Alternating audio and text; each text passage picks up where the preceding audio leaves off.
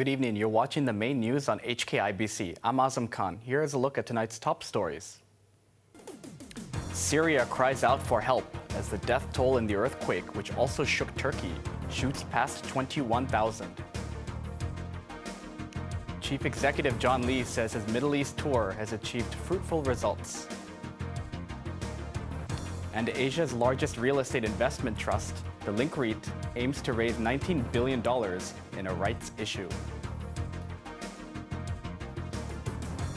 Freezing conditions are hampering rescue work in earthquake-hit Turkey and Syria, where the death toll has soared past 21,000, with about 100,000 people injured. Much of the aid rushed to the devastated region has gone to Turkey, prompting desperate medics in war-torn Syria to appeal for faster international assistance.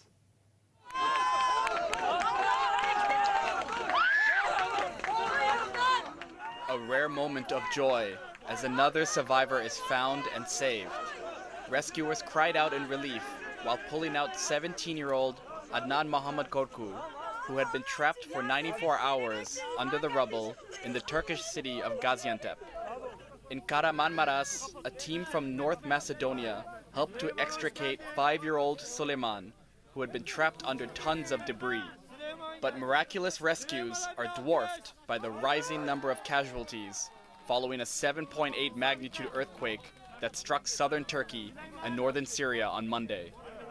In the Turkish city of Adıyaman, an endless stream of grief-stricken people buried their relatives in scenes that are now familiar throughout the region.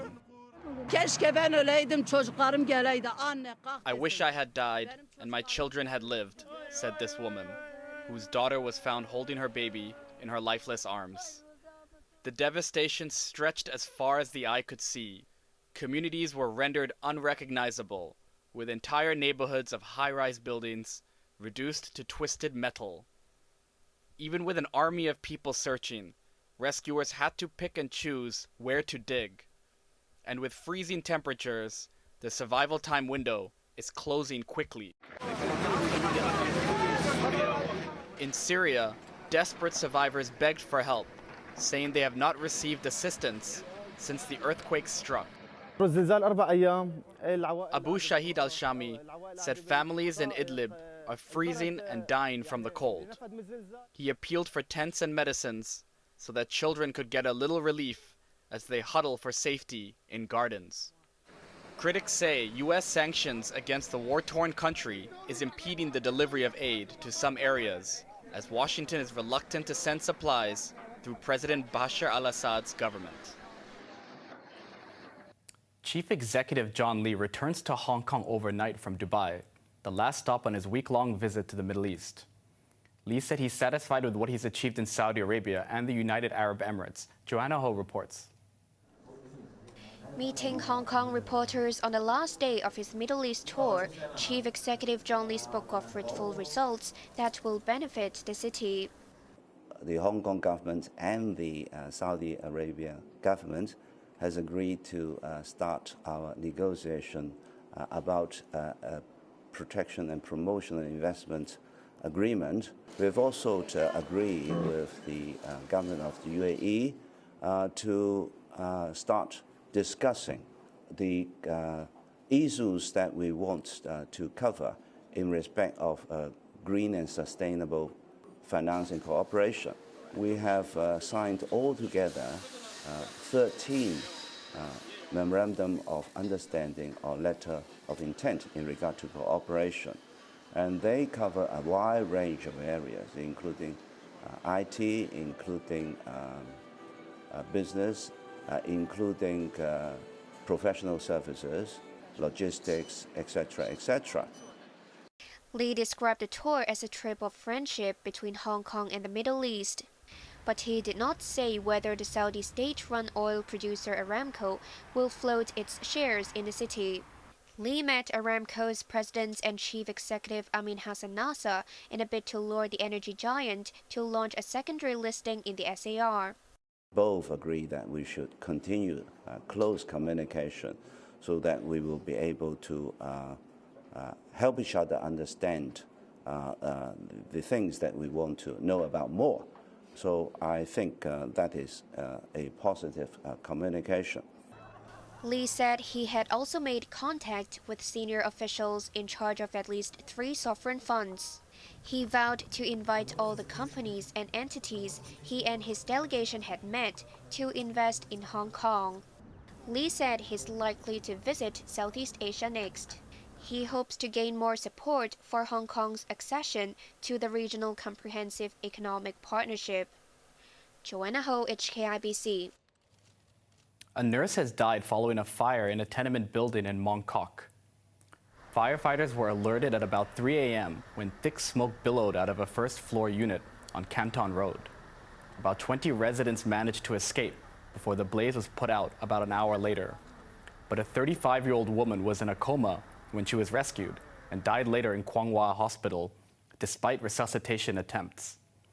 Hospital Authority Chairman Henry Fan and Chief Executive Tony Ko expressed deep sorrow over the death of the woman, who was a nurse at Queen Elizabeth Hospital.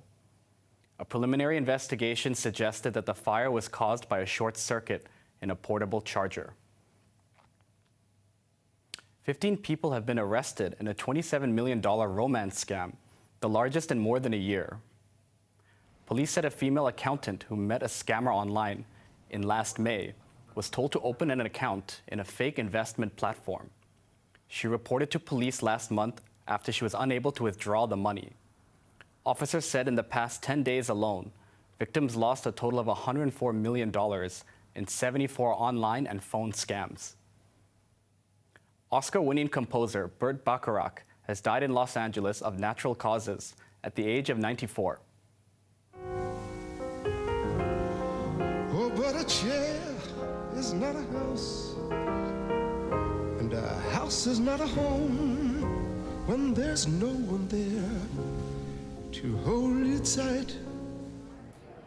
Among the songs that brought fame and fortune to Bacharach were That's What Friends Are For and I Say a Little Prayer. Many of his pieces were used in films, including Raindrops Keep Falling on My Head and Arthur's Theme. Bacharach won 3 Oscars and 8 Grammy Awards. His songs became hits for dozens of stars, including Dionne Warwick, Tom Jones, and the Carpenters.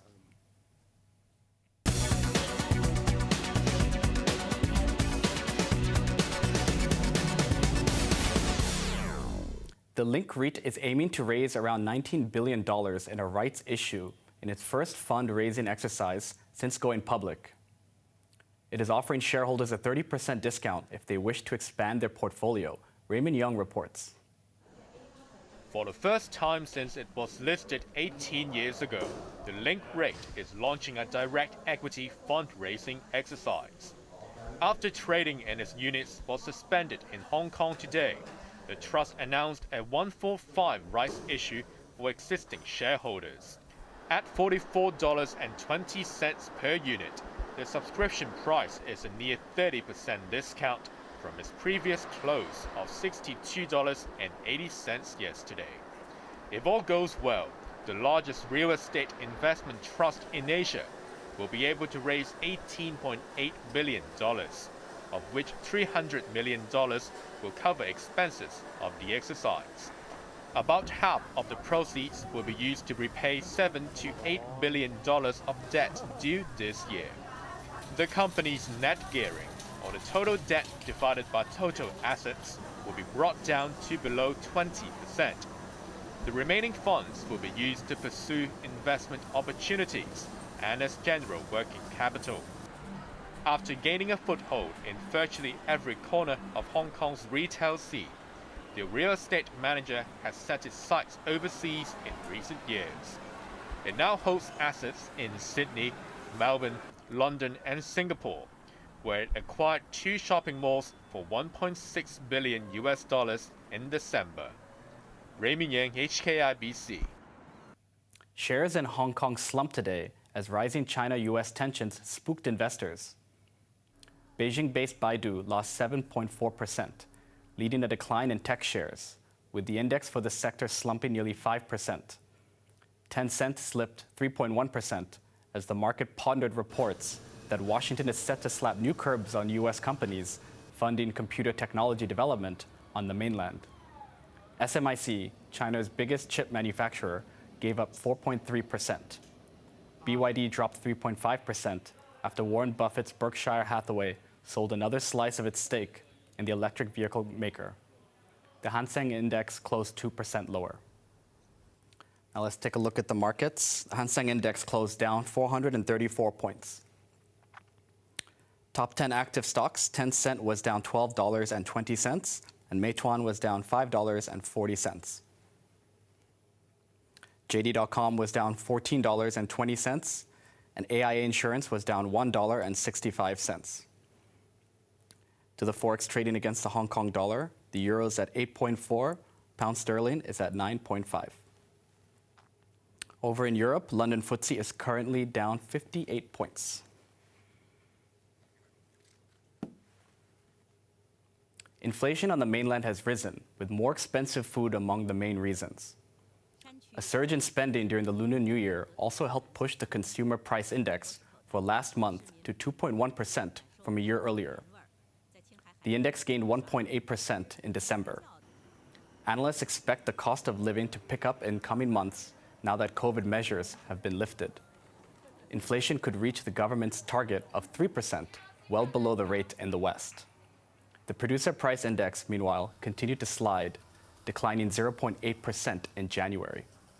Shenzhou 15 astronauts have completed their first spacewalk and returned safely to the orbiting Tiangong space station.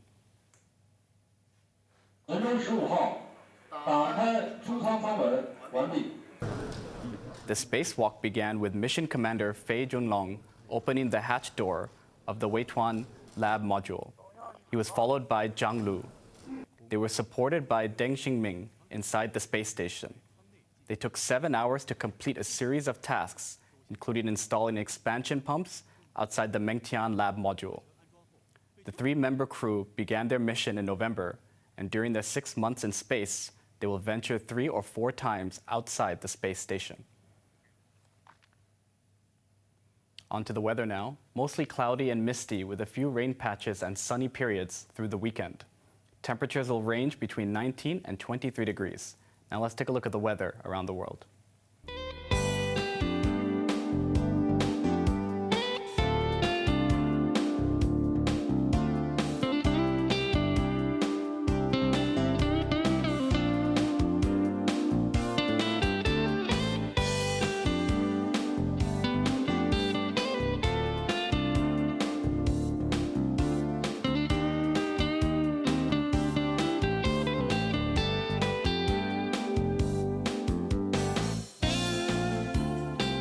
That's our main news for Friday night. Join us for more news at 11. I'm Azam Khan. Thanks for watching. Good night.